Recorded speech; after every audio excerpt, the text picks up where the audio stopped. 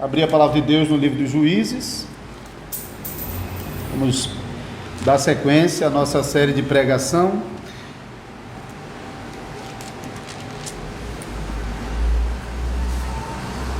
Agora nós entramos para um novo ciclo de apostasia, porém a gente já viu que alguns ciclos de apostasia são bem curtinhos, né? Nós temos o exemplo de Juízes 3:31, que foi um versículo só que resumiu todo um ciclo de apostasia na época de Sangar, do juiz Sangar. Agora nós temos 3 capítulos para resumir um único ciclo de apostasia.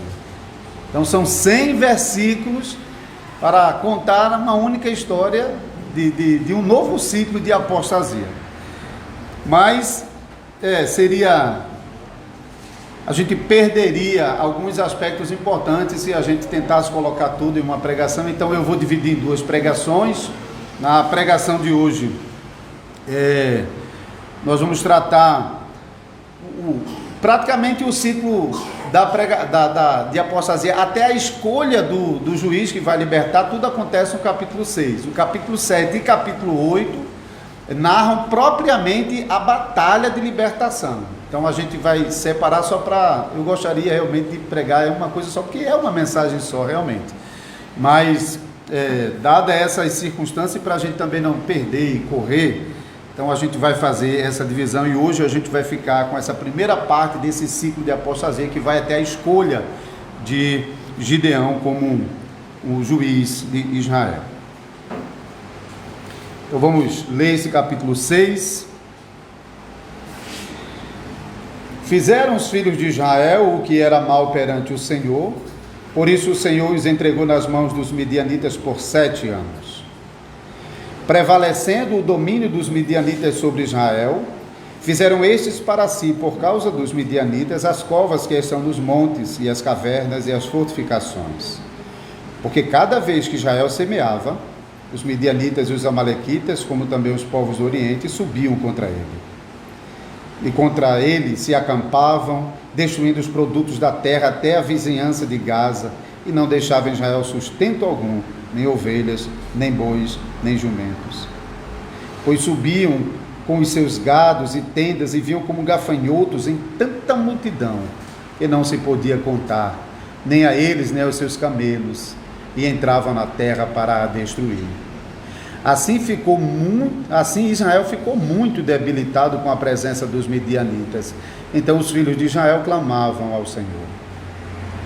Tendo os filhos de Israel clamado ao Senhor por causa dos midianitas, o Senhor lhes enviou um profeta que lhes disse: Assim diz o Senhor, Deus de Israel: Eu é que vos fiz subir do Egito e vos tirei da casa da servidão, e vos livrei da mão dos egípcios e da mão de todos quanto vos oprimiam, e os expulsei de diante de vós, e vos dei a sua terra. E disse: Eu sou o Senhor, vosso Deus. Não temais os deuses dos amorreus, em cuja terra habitais. Contudo, não destes ouvidos à minha voz. Então veio o anjo do Senhor e assentou-se debaixo do carvalho que está em Ofra, que pertencia a Joás Abiesrita, e Gideão, seu filho, estava malhando o trigo no lagar, para o pôr a salvo dos midianitas. Então o anjo do Senhor lhe apareceu e lhe disse: O Senhor é contigo, homem valente. Respondeu-lhe Gideão: Ai, meu Senhor, se o Senhor é conosco, por que nos sobreveio tudo isto? E que é feito de todas as suas maravilhas que nossos pais nos contaram, dizendo: Não nos fez o Senhor subir do Egito, porém agora o Senhor nos desamparou e nos entregou nas mãos dos midianitas. Então se virou o Senhor para ele e disse: Vai nessa tua força e livra Israel da mão dos midianitas. Porventura não te enviei eu? E ele lhe disse: Ai, meu Senhor, com que livrarei Israel? Eis que a minha família é a mais pobre em Manassés, e eu o menor na casa de meu pai. Tornou-lhe o Senhor: Já que eu estou contigo, ferirás os midianitas como se fosse um só homem. Ele respondeu: Se agora achei mercê diante dos teus olhos, dá-me um sinal de que és tu, Senhor, que falas comigo, que me falas. Rogo-te que daqui não te apartes até que eu volte e traga a minha oferta e a deponha perante ti. Respondeu ele: esperarei até que voltes. Entrou Gideão e preparou um cabrito e bolos asmos de um efa de farinha. A carne pôs num cesto e o caldo numa panela, e trouxe-o até debaixo do carvalho e lhe o apresentou. Porém o anjo de Deus lhe disse: toma a carne e os bolos asmos, põe-nos sobre esta penha e derrama-lhes por cima o caldo. E assim o fez. Estendeu o anjo do Senhor a ponta do cajado que trazia na mão e tocou a carne e os bolos asmos. Então subiu fogo da penha e consumiu a carne e os bolos, e o anjo do Senhor desapareceu da sua presença. Viu Gideão que era o anjo do Senhor e disse: ai de mim, Senhor Deus, pois vi o anjo do Senhor face a face.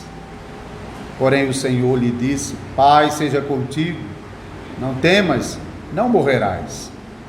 Então Gideão edificou ali um altar ao Senhor e lhe chamou: o Senhor é paz. Ainda até o dia de hoje está o altar em Ofra, que pertence aos abiesritas. Naquela mesma noite lhe disse o Senhor: toma um boi que pertence a teu pai, a saber, o segundo boi de 7 anos, e derriba o altar de Baal, que é de teu pai, e corta o poste ídolo que está junto ao altar. Edifica ao Senhor teu Deus um altar no cume deste baluarte, em camadas de pedras, e toma o segundo boi e o oferecerás em holocausto com a lenha do poste ídolo que vieres a cortar. Então Gideão tomou 10 homens dentre os seus servos e fez como o Senhor lhe dissera. Temendo ele, porém, a casa de seu pai e os homens daquela cidade, não o fez de dia, mas de noite. Levantando-se, pois, de madrugada, os homens daquela cidade, eis que estava o altar de Baal derribado, e o poste ídolo que estava junto dele cortado, e o referido segundo boi fora oferecido no altar edificado. E uns aos outros diziam: quem fez isso? E perguntando e inquirindo, disseram: Gideão, filho de Joás, fez esta coisa. Então os homens daquela cidade disseram a Joás: leva para fora o teu filho para que morra, pois derribou o altar de Baal e cortou o poste ídolo que estava junto dele. Porém Joás disse a todos os que se puseram contra ele: contendereis vós por Baal? Livrá-lo-eis vós? Qualquer que por ele contender, ainda esta manhã será morto. Se é Deus, que por si mesmo contenda, pois derribaram o seu altar. Naquele dia, Gideão passou a ser chamado Jerubaal, porque foi dito: Baal contenda com ele, pois ele derribou o seu altar. E todos os midianitas e amalequitas e povos do Oriente se juntaram e passaram e se acamparam no vale de Jezreel. Então o Espírito do Senhor revestiu a Gideão, o qual tocou a rebate, e os abiesritas se ajuntaram após dele, e enviou mensageiro por toda a tribo de Manassés, que também foi convocada para o seguir. Enviou ainda mensageiros a Azer e a Zebulon e a Naftali, e saíram para encontrar-se com ele. Disse Gideão a Deus: se hás de livrar a Israel por meu intermédio, como disseste, eis que eu porei uma porção de lã na eira, se o carvalho estiver somente nela, e seca a terra ao redor, então conhecerei que hás de livrar Israel por meu intermédio, como disseste. E assim sucedeu, porque ao outro dia se levantou de madrugada, e apertando a lã do orvalho dela, espremeu uma taça cheia de água. Disse mais Gideão: não se acenda contra mim a tua ira, se ainda falar só esta vez.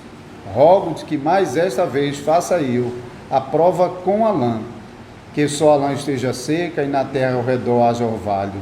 E Deus assim fez naquela noite, pois só a lã estava seca e sobre a terra ao redor havia orvalho. Vamos orar, vamos pedir a direção do Senhor durante a pregação. Ó Senhor Deus, Pai Todo-Poderoso, nós nesse momento nos colocamos diante do Senhor, suplicando que o Senhor mais uma vez possa dirigir essas palavras para o mais interior do nosso coração, para que durante toda a pregação a despeito das intenções do pregador e das capacidades dele, o pregador interior, que é o Espírito Santo, possa usar essas palavras e nos ensinar, e nos corrigir, e nos estimular a confiança, e confrontar-nos com os nossos ídolos particulares, que nos impedem de olhar para o Senhor e de se voltar para o Senhor, e de recorrer ao Senhor nos momentos de tribulação. Por favor, Senhor, mais uma vez nós te suplicamos, nos abençoa, a nós e as demais igrejas onde a pregação fiel do Evangelho estiver sendo proclamada sobre o teu povo reunido. Em nome de Jesus Cristo. Amém. Amém.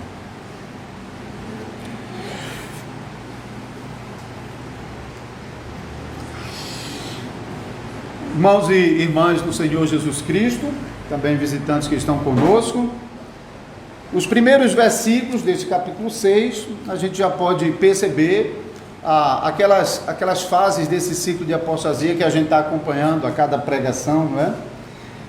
Início do versículo 6, fizeram os filhos de Israel que era mal perante o Senhor. Então a gente vê que esse fazer mal ao Senhor é abandonar o Senhor e servir aos ídolos, como a gente já viu em outras ocasiões. Por isso o Senhor os entregou nas mãos dos midianitas por 7 anos, e vimos que isso é o castigo da aliança, que Deus vinha anunciando a Israel, né, que se Israel abandonasse o Senhor e não destruísse as nações pagãs de Canaã, Deus usaria as próprias nações de Canaã para punir Israel por causa da quebra da aliança. E mais uma vez Deus está usando uma nação de fora de Israel.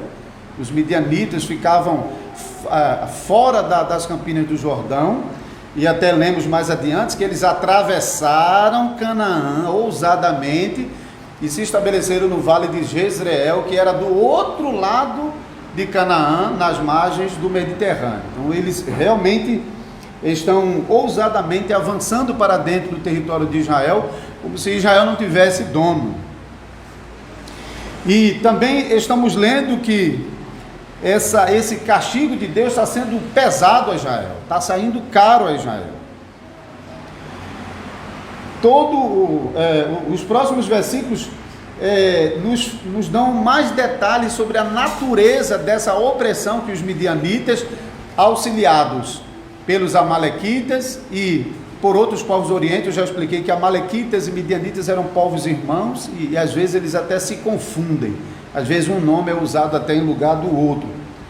Então eles estavam vindo para Israel com toda a violência. E nós lemos então nos versículos 2 e 3 que não importava o que Israel fizesse para tentar proteger a produção, não adiantava, porque eles, quando vinham em um número tão grande, uma multidão tão grande, que Israel às vezes tentava, fazia cova para tentar esconder comida nas covas, ou esconder dentro das cavernas, fazer fortificações, nada disso adiantava, porque eles vinham numa quantidade tão grande, que Israel simplesmente não conseguia impedir que eles invadissem o território de Israel e dizimassem a tudo. Então você pode imaginar o estado realmente de espírito que se encontra a nação de Israel nesse momento. Imagine, porque não é somente uma pequena falta de comida, não é só não ter o dinheiro para comprar, não é só estar desempregado, é não ter o que comprar, não tem nada. E numa época em que cada um produzia basicamente o seu próprio alimento, simplesmente não conseguia, porque quando conseguia produzir alguma coisa, os midianitas vinham e saqueavam tudo, e levavam tudo, e deixavam um rastro de destruição.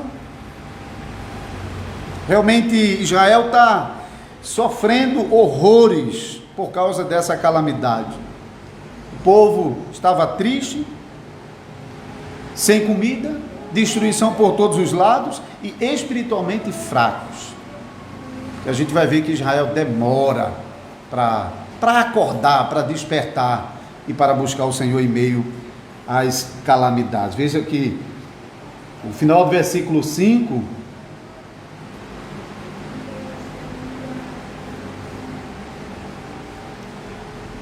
No versículo 5, pois subiam os seus gados e tendas e vinham como gafanhotos em tanta multidão e não se podia contar. Versículo 2, prevalecendo o domínio dos midianitas sobre Israel, fizeram estes para si, por causa dos midianitas, as covas que estão nos montes, as cavernas e as fortificações. Veja que o que eles estão tentando fazer é tentando se defender por conta própria. Ao invés de eles recorrerem logo ao Senhor por causa do que estava acontecendo, eles estavam ainda tentando fazer alguma coisa para proteger o alimento, somente quando eles se deparam com uma situação onde não tem mais o que fazer, porque nem isso está dando resultado nenhum, é que eles então invocam o nome do Senhor no final do versículo 6. Então os filhos de Israel clamavam ao Senhor. Deixa eu só botar um pouquinho para cá.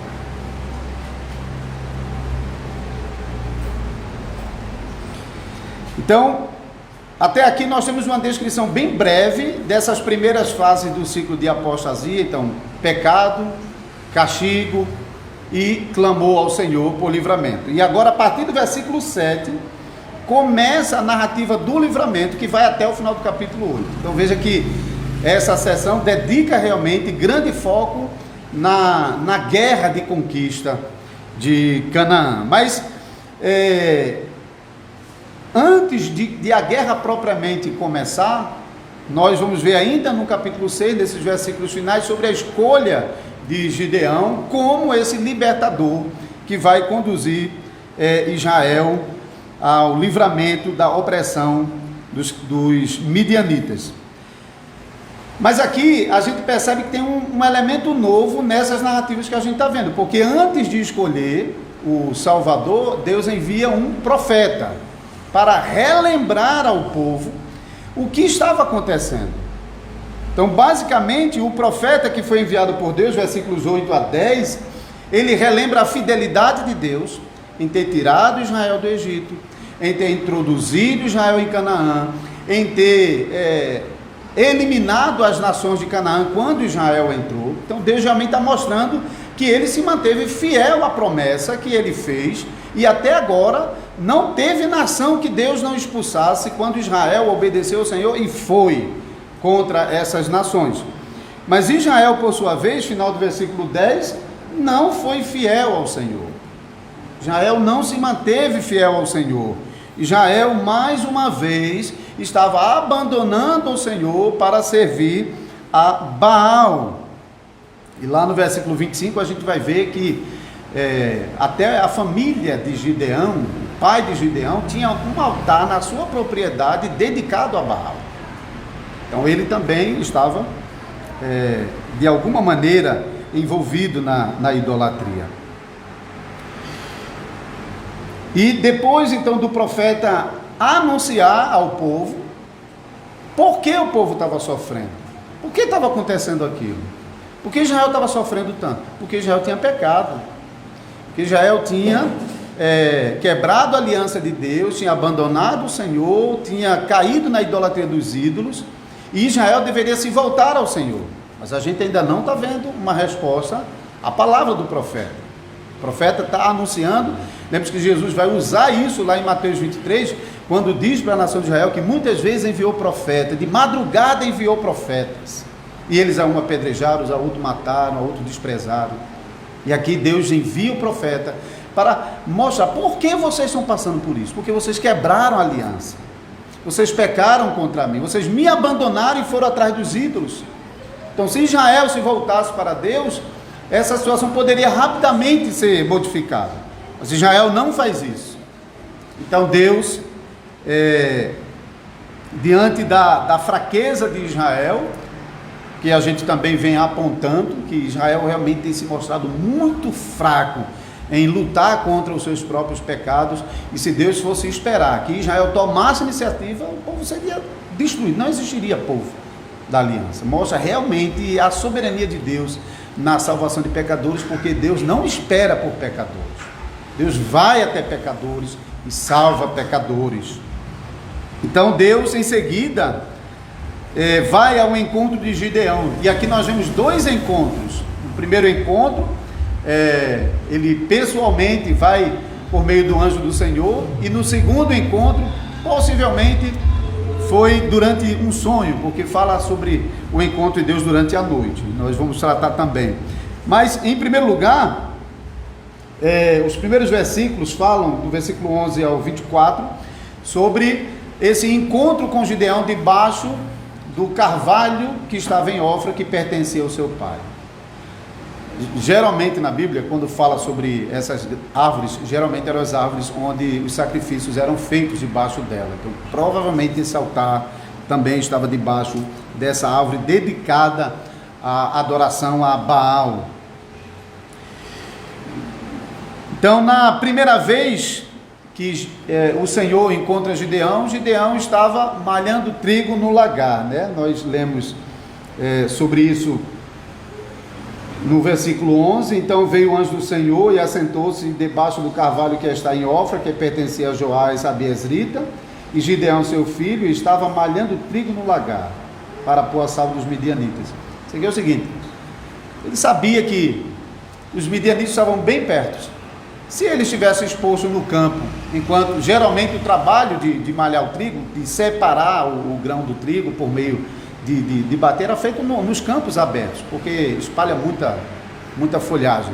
Mas ele não podia fazer isso no campo, porque os midianitas iam ver. Então ele vai lá para o lagar, onde geralmente era feita a prensa do vinho, e lá então ele está tentando salvar alguma coisa da colheita de trigo, sabendo que os midianitas poderiam vê-lo e então vir atrás.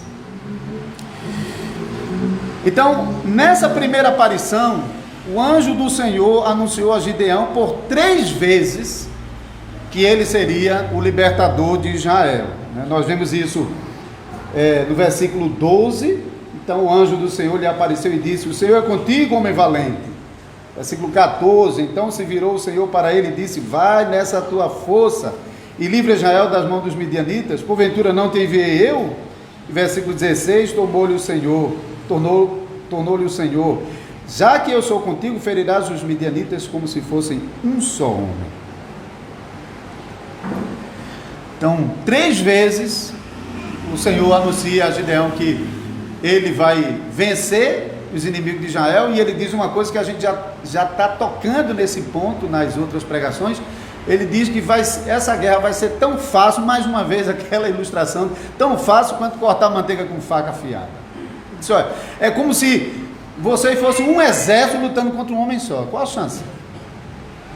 Vai ser fácil. Mas a razão por que vai ser fácil é porque o próprio Senhor ia adiante de Gideão nessa batalha.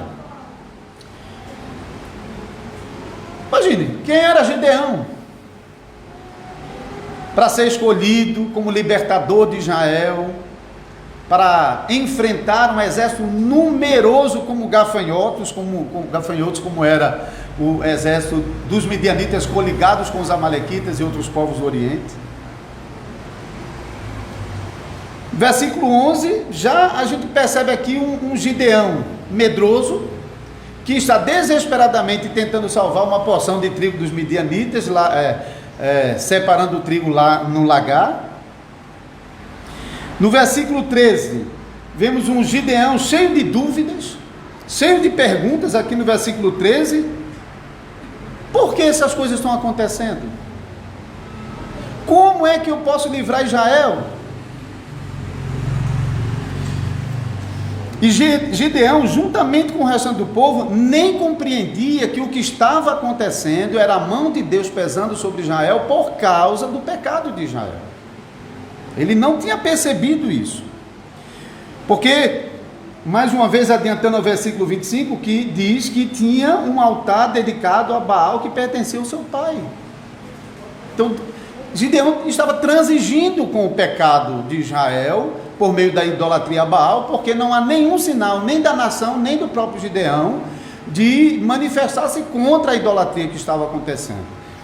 Ele apresenta diante do anjo do Senhor a queixa de que ouviu dos seus pais tudo que Deus fez no passado, mas não foi capaz de olhar para o pecado que Israel estava cometendo no presente, que estava trazendo sobre Israel todo o sofrimento por meio da opressão dos midianitas. Versículo 15, nós também lemos que Gideão era quem? Era um ninguém, era um desconhecido, ninguém conhecia Gideão. Nem em Israel, nem na sua própria tribo, Manassés. A casa de seus pais era uma casa desprezível, desconhecida.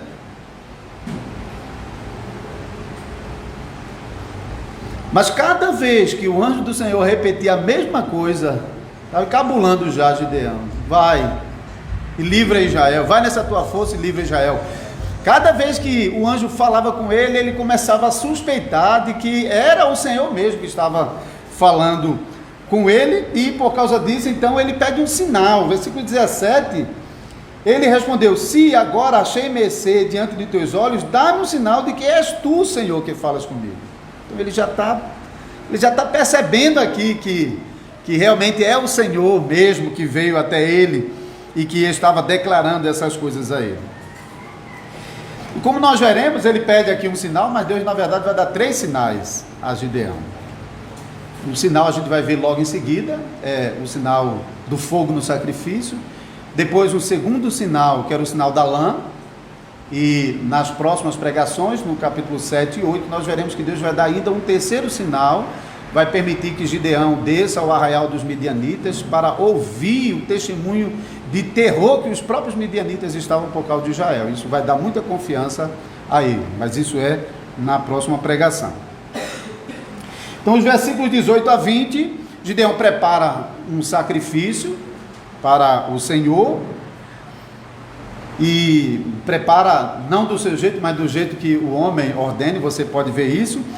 E quando aquele anjo faz fogo sair da pedra para queimar o sacrifício, que a essa altura estava completamente encharcado com caldo, lembra daquela passagem de Elias, hein, que manda derramar água em volta do altar para mostrar mesmo que não tem dificuldade, que é o Senhor mesmo que está realizando esse grande sinal. E aqui ele usa o caldo que Gideão tinha preparado, derrama por cima, molha tudo, mas o anjo faz o fogo brotar da pedra e consumir todo aquele sacrifício.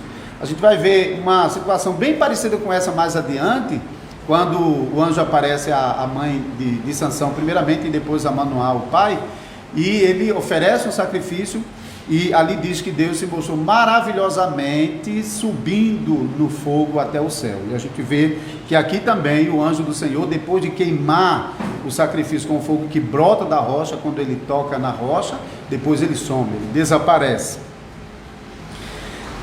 Então, essa maravilha, esse sinal maravilhoso de que era o Senhor mesmo que estava declarando a Gideão que o levaria a vencer os inimigos midianitas.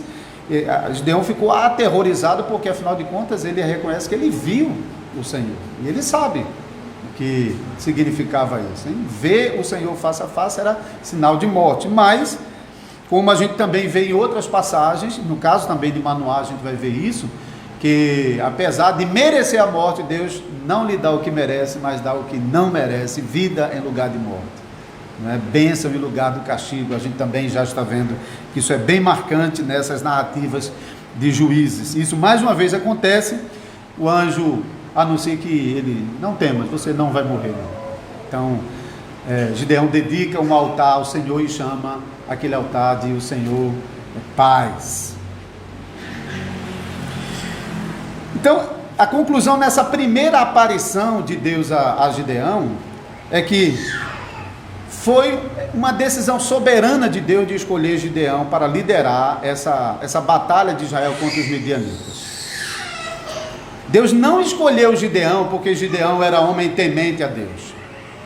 Ao que tudo indica, ele estava transigindo com o pecado de Israel na idolatria de Baal, juntamente com a casa de seu pai. Também não era porque Gideão era homem valente e afamado de Israel. Ele era desconhecido. Era um ninguém na casa do pai dele. E também não era porque Gideão era um homem que se destacava em confiança, porque a gente está vendo até agora muita dúvida, muita falta de confiança, e ele ainda vai mostrar mais uma vez essa falta de confiança. Então, a escolha de Gideão não tem nada a ver com as virtudes que Gideão pudesse demonstrar, tem nada a ver. A escolha de Deus sobre Gideão é absolutamente uma decisão soberana de Deus. Deus escolhe homens fracos mesmo. E Deus escolheu um homem fraco, Gideão, e 3 vezes disse a ele: vai nessa tua força e livra Israel da mão dos midianitas. E como veremos a seguir, não foi por causa de qualquer virtude que Gideão tivesse, mas é porque Deus enviou o seu Espírito para Gideão, sobre Gideão. Nesse Espírito, Gideão temeu ao Senhor, avançou contra os inimigos e, na confiança do Senhor, venceu os midianitas. Então isso é com base no Espírito do Senhor, conforme nós podemos ler mais adiante. A segunda vez que Deus aparece a Gideão, a partir do versículo 25, então do 25 até o final, versículo 40, vai ser a narrativa dessa segunda aparição de Deus a Gideão. Na primeira aparição, Deus anuncia a Gideão que o estava escolhendo para liderar a guerra de libertação contra os midianitas. Agora, nessa segunda aparição, Deus ordena que Gideão vá até ao altar que seu pai tinha no seu terreno, um altar dedicado a Baal, que derrube aquele altar, destrua aquele altar, edifique no lugar um outro altar de pedra, que era conforme o exigido na lei, Êxodo 20 e 25, ordenava que o altar do sacrifício a Deus deveria ser de pedra. Então destrói aquele altar a Baal, edifica sobre ele um altar de pedras e usa as madeiras que estavam enfeitando o altar de Baal, usa essas madeiras para a lenha do sacrifício. É interessante porque, dando uma pesquisada nisso, é muito semelhante ao que infelizmente acontece na igreja de Roma, com aqueles altares que são cercados por enfeites de dedicação àquele que está sendo homenageado, ou o santo, a santa que está sendo homenageado. Então ali também o poste ídolo era adereços que eram colocados em torno do altar para homenagear Baal, que seria honrado por meio do sacrifício feito naquele altar. Então é de fato uma humilhação a Baal aqui, porque destrói o seu altar e pega todo o ornamento que tinha ali e usa como lenha para o sacrifício que agora está sendo feito a Deus.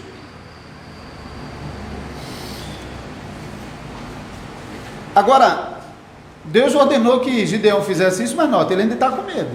Ele não quis fazer durante o dia, temendo os homens da cidade. Então ele vai de noite para executar isso. Então, apesar de Gideão ter tido um encontro com Deus, veja, ele viu o anjo do Senhor face a face, ele viu a maravilha que o anjo do Senhor executou ali no altar, fazendo fogo surgir da pedra e queimar o sacrifício. Mas quem é Gideão? É ainda um homem temeroso, um homem que ainda não confia completamente em Deus. E versículo 27 diz que ele procurou à noite para fazer esse sacrifício. E como ele receava, realmente os homens da cidade ficaram furiosos quando souberam que o altar de Baal havia sido destruído, e então eles decidem que Gideão tem que morrer, e exige que o pai dele o coloque para fora para que ele seja morto. Isso só não acontece porque o próprio pai de Gideão, Joás, que até agora, o que tudo indica, era um homem que promovia a idolatria a Baal no seu próprio terreno, porque ele tinha um altar no seu próprio terreno que servia à cidade.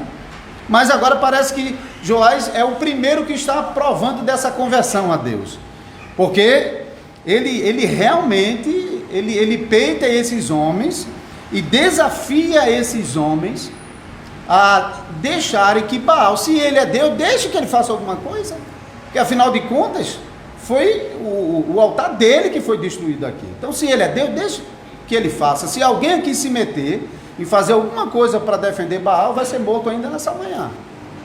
Então ele realmente está dando sinais aqui de uma mudança mesmo, em rejeição a Baal, e uma aproximação a Deus. E até lembro do versículo 32 que o nome de Gideão passa a ser chamado de Jerubbaal, né? Yeruv é o verbo hebraico para contender, disputar, pleitear até às vezes. Então Jerubbaal é contenda Baal. Então a gente pode concluir dessa segunda aparição de Deus a Gideão, que serviu a pelo menos 2 propósitos aqui nessa narrativa. Serviu realmente para provocar o coração do povo contra Baal, porque o povo estava muito envolvido na idolatria a Baal e tinha abandonado ao Senhor. Deus já havia enviado um anjo para anunciar ao povo que eles estavam sofrendo por causa da sua idolatria, e o profeta não foi ouvido. E mais uma vez Deus está enviando Gideão para confrontar o povo com a sua idolatria a Baal. E às vezes tem coisas que nos acontecem quando nós às vezes estamos em pecado, que é justamente Deus às vezes para o nosso próprio bem. Deus às vezes está fazendo com que aquele pecado seja levantado contra nós, para que a gente compreenda o quanto aquilo ali é pernicioso, o quanto aquilo ali é provocador a Deus, e o quanto aquilo ali é para o nosso bem, porque criando esse confronto, às vezes a gente acaba saindo dele porque não tem mais como sustentar.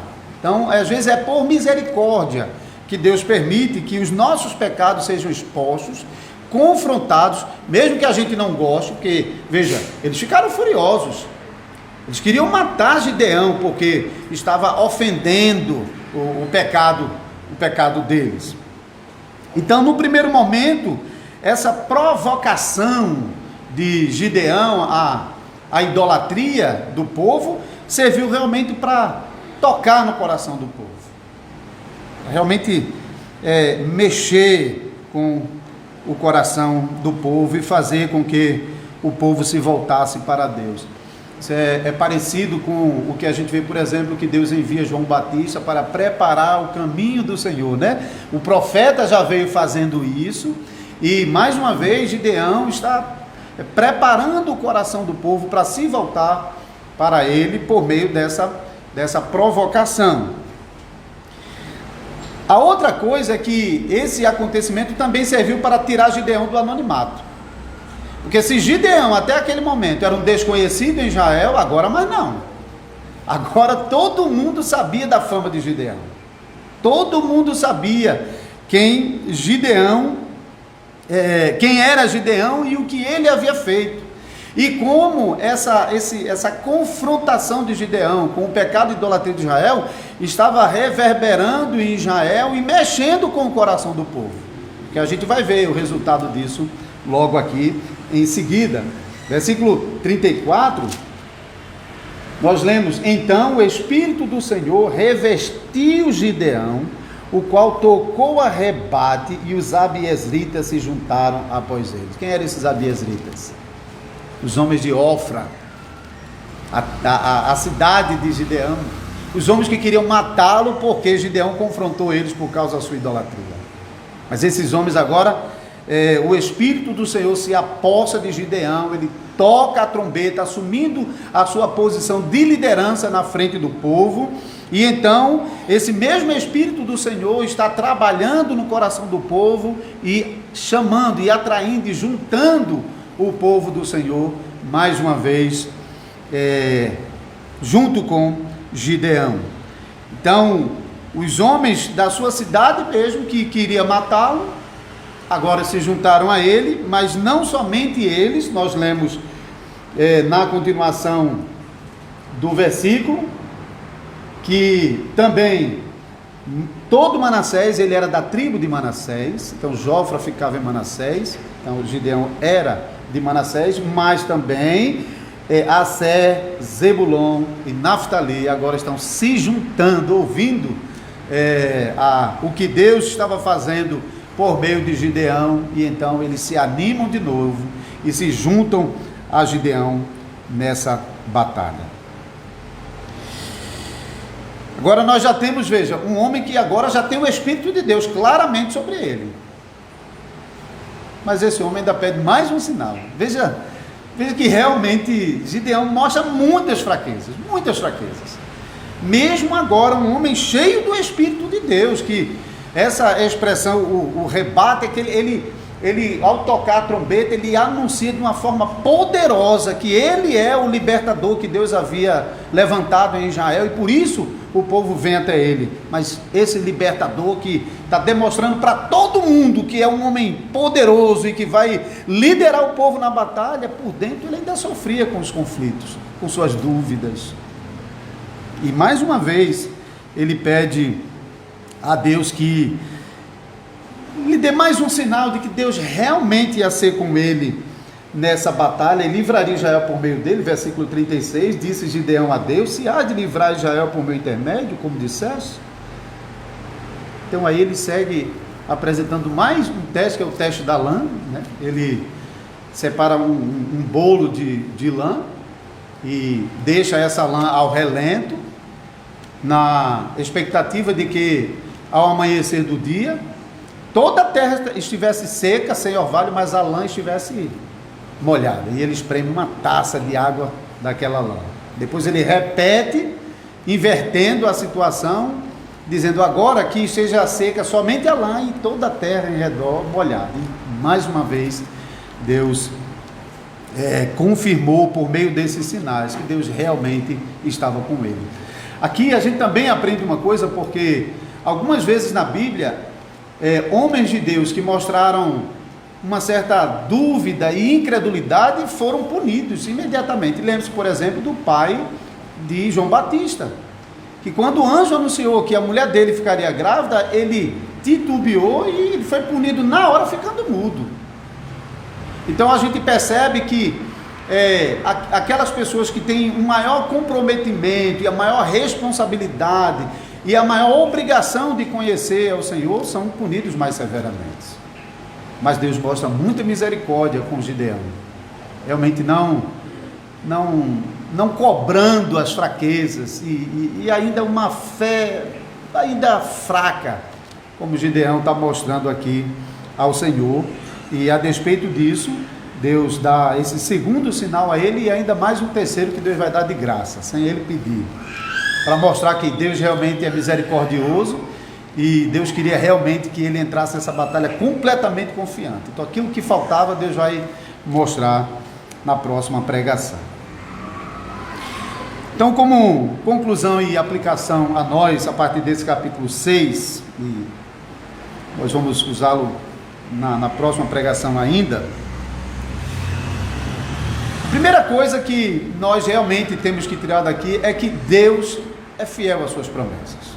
Deus é fiel. Deus não abandona suas promessas por causa da nossa infidelidade. Deus não é assim. Ele pode nos punir, nos disciplina, mas Ele não abandona o seu povo, não. Deus é fiel. Quando nós somos infiéis, Ele permanece fiel. E porque Ele é fiel, Ele cumpriu a promessa do Salvador, que Ele mais uma vez anuncia a Israel por meio de Gideão. Como nós estamos vendo, e também já falamos sobre isso de manhã, que os libertadores em Israel eram tipos que apontavam para o único Salvador, Jesus Cristo. E mais uma vez, Gideão está servindo para ensinar a Israel que o Salvador do seu povo é Ele mesmo. Ninguém pode se salvar dos seus pecados.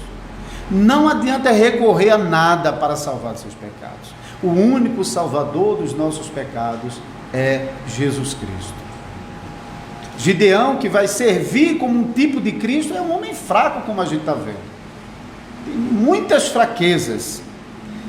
E mais uma vez, o máximo que ele vai conseguir fazer é resolver o problema do efeito do pecado na vida do povo, que era a opressão.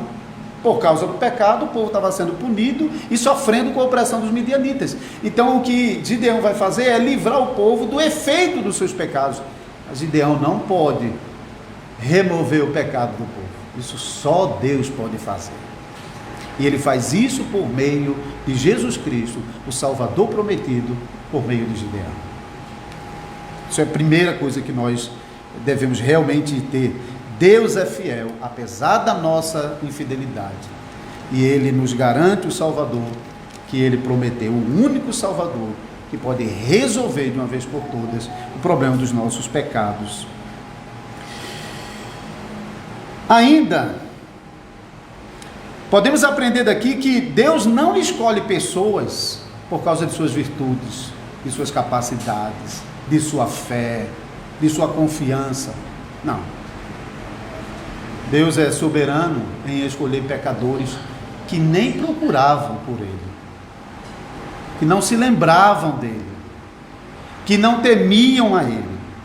A esses pecadores Deus chama e faz com que as virtudes do Espírito Santo se manifestem nele pela obra redentora, soberana do Espírito Santo na vida de pecadores. Então tudo que nós veremos de Gideão a partir daqui é por causa do Espírito Santo na vida dele. Ele não mostrava essas virtudes anteriormente. Então precisamos realmente entender que Deus não nos chama, não nos salva, não nos coloca no serviço com base nas virtudes que nós mostramos.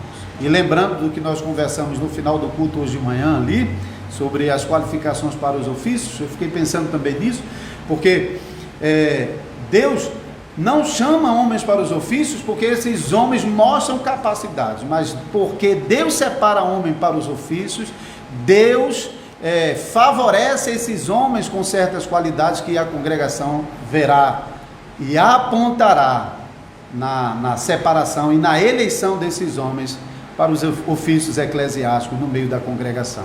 Então não são virtudes próprias deles.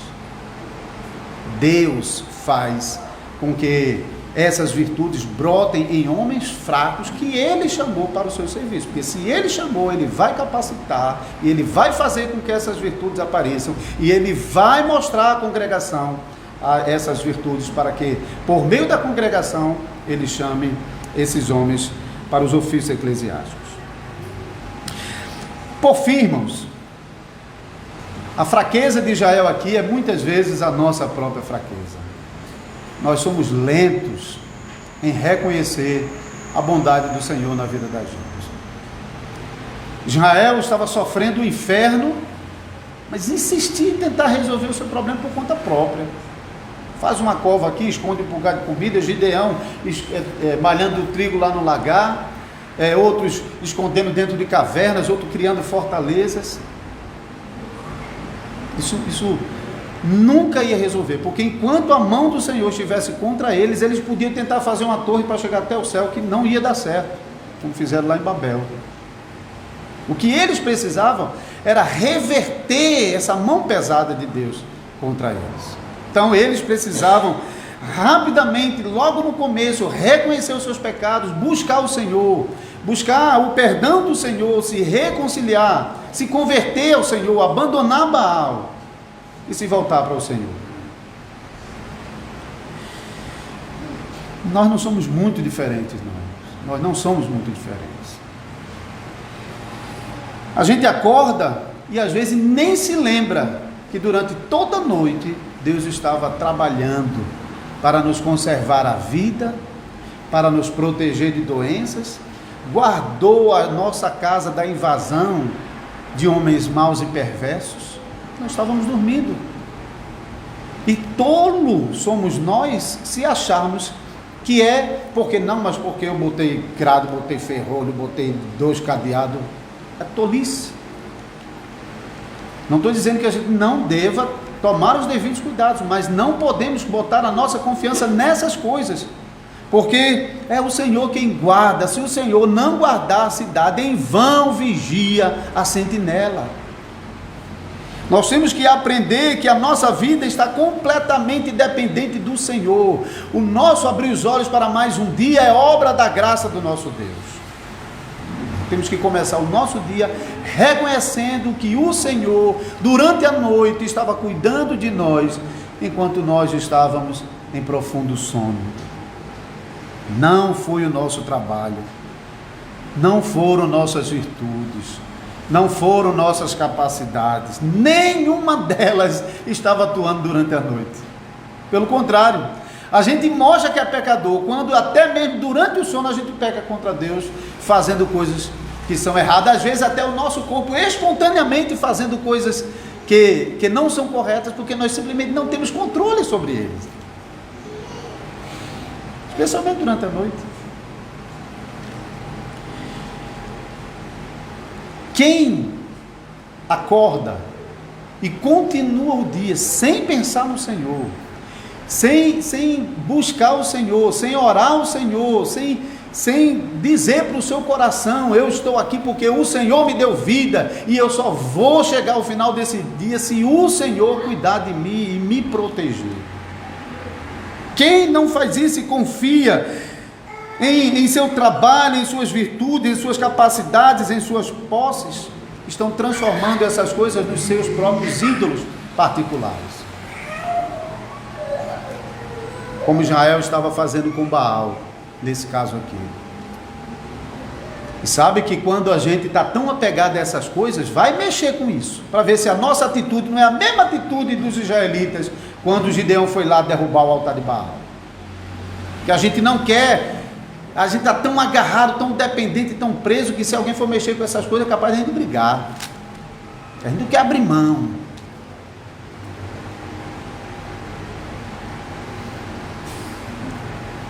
Aí quando realmente é um filho de Deus, um filho, uma filha de Deus, Deus às vezes vai mexer, vai provocar a nossa idolatria lá. E Deus vai destruir o nosso altar. A nossa confiança está em quê? Está em nossas capacidades? Deus às vezes atinge bem no núcleo da nossa arrogância e tira toda a capacidade que a gente acha que serve para alguma coisa, e daqui a pouco está a gente lá feito um pedaço de pedra que a última utilidade dele é segurar a folha de papel de cima do balcão lá da barraca para não voar.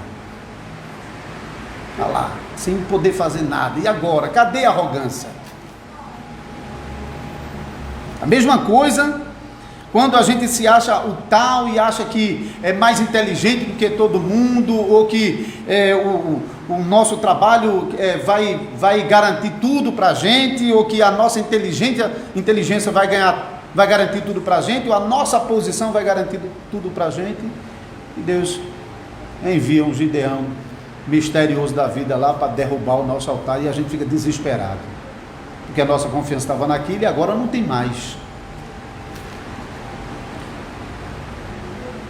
Nós precisamos ouvir a voz da profecia, para não ter de sofrer tanto quando Deus enviar essas tribulações contra nós, para nos corrigir, porque Ele ainda vai fazer isso por amor, porque se Ele não lhe amar, Ele vai deixar você morrer no altar de idolatria que você está criando, como acontece no mundo. Mas como vocês são filhos e filhas de Deus, Deus não vai deixar. Deus vai realmente confrontar você no seu pecado, porque Ele ama você. Ele veio ao mundo por sua causa. Ele veio ao mundo para salvar você. E por causa disso, Ele vai despertar tribulações em sua vida para lhe salvar dos seus próprios pecados, para fazê-los abandonar os seus pecados e se voltarem para Deus. Então não demorem a perceber isso não, irmãos, em nome de Jesus Cristo, por próprio bem de vocês. Reconheçam os pecados de vocês. Reconheçam. Ouçam a voz da profecia. Não despreze que o Senhor é fiel à sua aliança. Mas vocês, quando quebram a aliança do Senhor, Deus não deixa de castigar o pecado de vocês. Disciplina vocês. Então aprendam a submeter cada área da vida de vocês ao senhorio do Salvador Jesus Cristo. E aprendam a buscar ao Senhor, não apenas nos momentos mais dramáticos da vida, mas todos os dias, todos os momentos, para o bem de vocês e para a glória do nome do Senhor. Amém.